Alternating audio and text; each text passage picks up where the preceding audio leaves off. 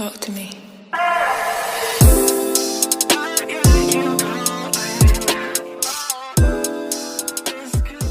여러분 안녕하십니까?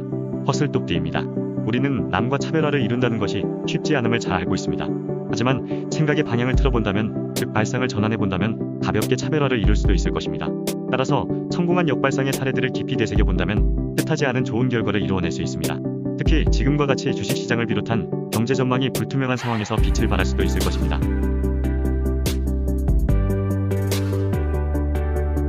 과거에서부터 현재까지 있었던 기발한 역발상의 사례들을 알아보겠습니다. 일본의 소니사는 1979년에 새로운 오디오 플레이어를 개발하고 있었습니다. 그런데 막상 개발을 완료하고 보니 음질은 뛰어났지만 무언가 빠진 느낌을 주더랍니다. 왜냐하면 통상적인 녹음 기능이 없었기 때문이었죠. 그래서 실패작이란 여기고 폐기하려 했다고 합니다. 그런데 누군가 기발한 생각을 내놓았습니다. 음질만 좋으면 음악만 듣는 사람들에게 충분히 어필할 수 있지 않겠느냐는 발상의 전환이었죠. 그러므로 역으로 차별화가 될 수 있을 것이라는 겁니다. 그래서 일단 개발한 제품이니까 출시해보자는 결정을 내렸답니다. 이러한 우여곡절을 거쳤던 것이 20세기 일본의 대표적인 발명품인 소니의 워크맨이었죠. 즉 워크맨은 공전의 히트작이 된 것입니다. 역발상에서 비롯된 거죠. 만일 실패작이라고 폐기하였다면 그런 히트작이 세상에 빛을 볼 수나 있었을까요? 일본 본토 최북단의 아오모리현에서 1991년도에 있었던 일입니다. 당시 엄청난 강풍을 동반한 태풍이 몰려오는 바람에 수확기에 접어들었던 사과들이 나무에서 모조리 떨어지고 말았다고 합니다. 예년 같으면 예상 수확량의 10% 정도 떨어졌을 텐데 이해에는 태풍의 강한 바람으로 무려 96%가 떨어지고 말았던 거죠. 사과 농사를 망쳤다고 모두가 한숨을 푹푹 쉬고 있을 수밖에 없었습니다. 이때 아오모리현의 청년 지도자였던 미우라 류이치가 발상을 전환하여 이런 아이디어를 냈다고 합니다. 떨어진 96%의 사과를 보지 말고 남은 4%의 사과를 보자. 그러면서 미우라는 남은 4%의 사과에 떨어지지 않는 사과란 이름을 붙였습니다. 그런 다음 어마한 풍속의 태풍에도 떨어지지 않는 사과란 큼지막한 문구와 사과나무 그림, 그리고 합격 기원이란 글자를 새겨넣은 상자에 그 사과들을 넣어 포장했습니다. 떨어지지 않는다라고 하는 문구는 곧 합격이란 현상을 일으키면서 사과는 수험생과 학부모에게 폭발적으로 팔려나가게 되었습니다. 이런 열풍 때문에 사과의 가격은 순식간에 일반 사과의 30배로 치솟는 상황으로 발전했습니다. 위기에서 나온 역발상이 아오모리현의 사과 농사를 살린 것이죠. 이번 사례는 80년대 초반에 국내의 한 회사에서 제시한 익사 문제에 관한 것입니다. 내용은 단순하게 여겨지지만 해답을 내기가 만만치 않은 것이었습니다. 문제는 다음과 같았습니다.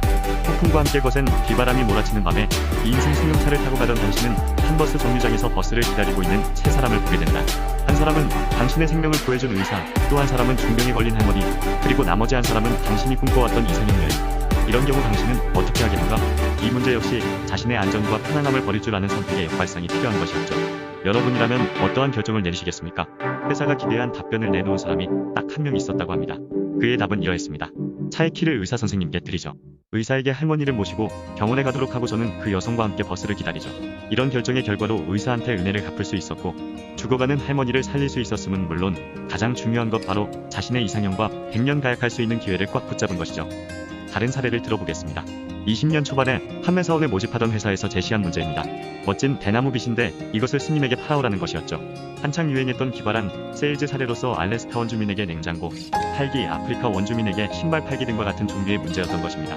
그러자 대부분의 지원자들이 불가능하다면서 포기했는데 딱 한 사람이 자신만만하게 해보겠다고 나섰습니다. 회사는 일주일의 시한을 주었고 그 지원자는 판매에 나서게 되었습니다. 모두들 궁금해하는 가운데 일주일 뒤에 돌아온 그는 의기양양하게 보고했습니다. 1000개의 빗을 판매했다는 놀라운 사실을 밝히면서요.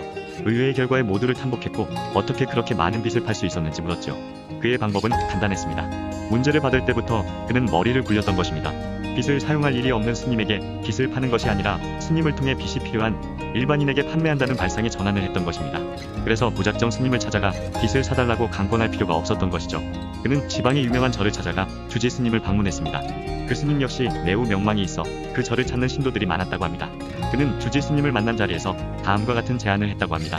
주지 스님의 귀중한 설법 한마디를 빗에 적어넣고 불금을 드리러 오는 신도들에게 사전에 빗을 나누어 주어 머리를 단정하게 빗도록 하는 기발한 발상이었던 것입니다.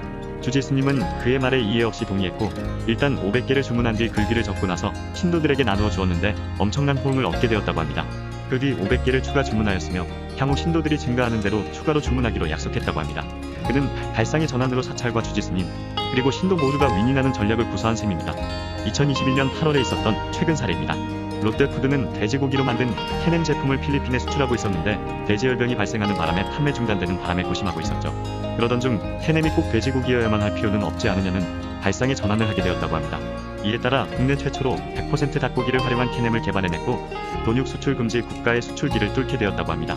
개육 런천미트가 그 주인공이라고 하네요. 아프리카 돼지열병의 국내 발병 여파로 필리핀으로 돼지고기 캐넴 수출이 완전히 금지된 지 6개월 만이라고 합니다.